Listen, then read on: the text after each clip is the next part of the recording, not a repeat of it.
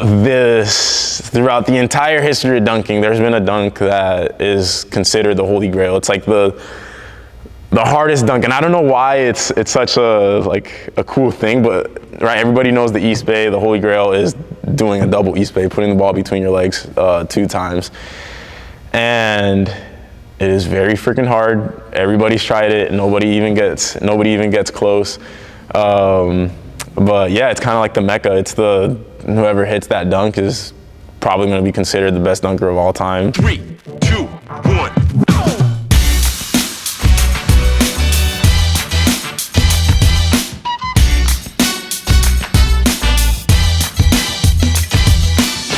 My name is Chuck Millan. I'm the CEO and founder of Team Flight Brothers. I'm the official dunk coach of the NBA. When it comes to dunking, nobody knows more about it than I do. The first person that we saw do a 360 was David Thompson. He did a 360 pump, full one coming from the left side, and that was pretty much the first one. George Gervin tried it in the same contest. He did like a 360 cuff windmill type deal, missed it, but everybody kind of put David Thompson as the 360 guy. The 360 was changed when my man Vince Carter came in 2000. The reason being is that he was spinning against the grain. He was going, the way his body was going, his arms aren't supposed to like logically go that way. And so when he broke out his first dunk in the 2000 dunk contest, it was a reverse 360 windmill. We didn't have social media at the time, so we didn't know that he, did it in Gary Payton's All-Star game like the summer before and stuff. It was the first time the world saw it. The world just kind of went crazy, and that was like the bar. And it just ended up being 360 windmill, 360 windmill, 360 windmill for a long time. And 5 came, and Torian Fontenette, AKA the Air Up There, was on the And1 tour. And he got on a fast break, and without anybody, there was no buzz, no anything, thinking that this man could do a 720. He did a 720 on a fast break. And that was before social media was big. It broke the internet before breaking the internet was a thing. Right, the Eastbay.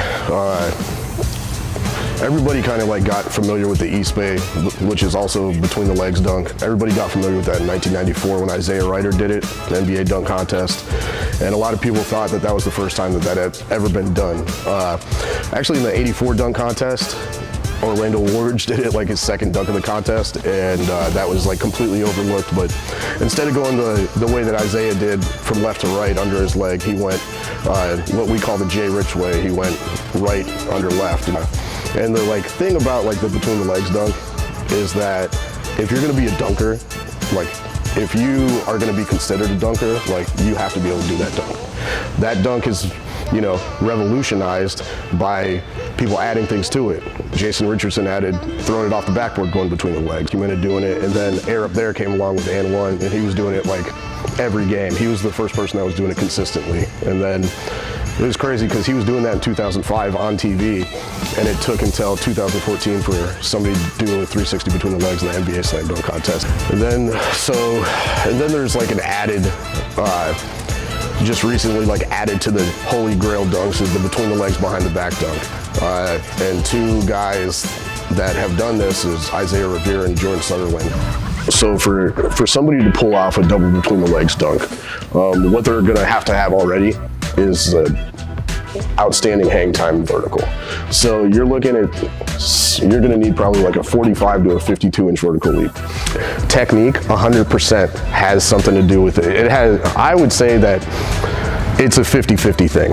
You need to have that vertical, but if you don't get technical with this, you have no chance in making this. I've seen guys that jump out the world.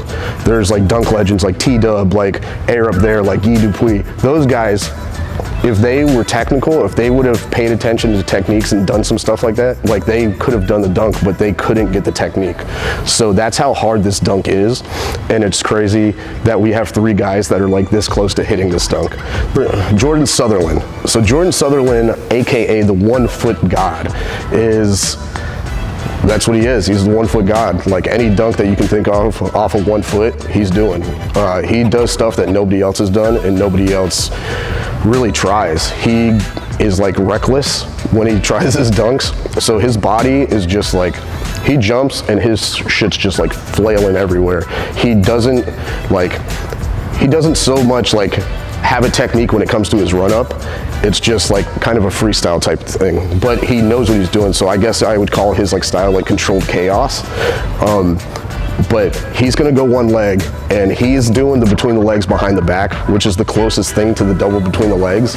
And if he, like I said, if he drops everything and just weighs on making this Holy Grail dunk, then he's definitely got a chance to do it. Jonathan Clark is like maybe the most versatile dunker out of the three.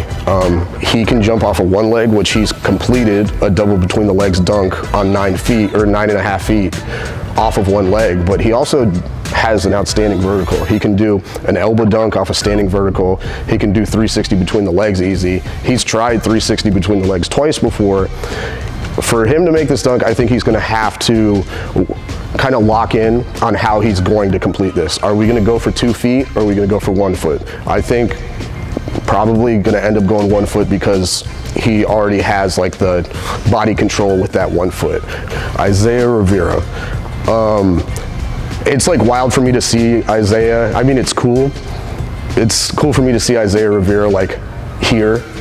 I remember 7 years ago, he was driving to Naples, Florida as an 18-year-old kid, and wanting me just to see him dunk, to see what I like could fix with him and stuff. And he came out here, and I was like, man, this kid. I literally put a video out on YouTube that says the future of flight, and I like saw it there because he is addicted to this shit. Like, he loves dunking so much.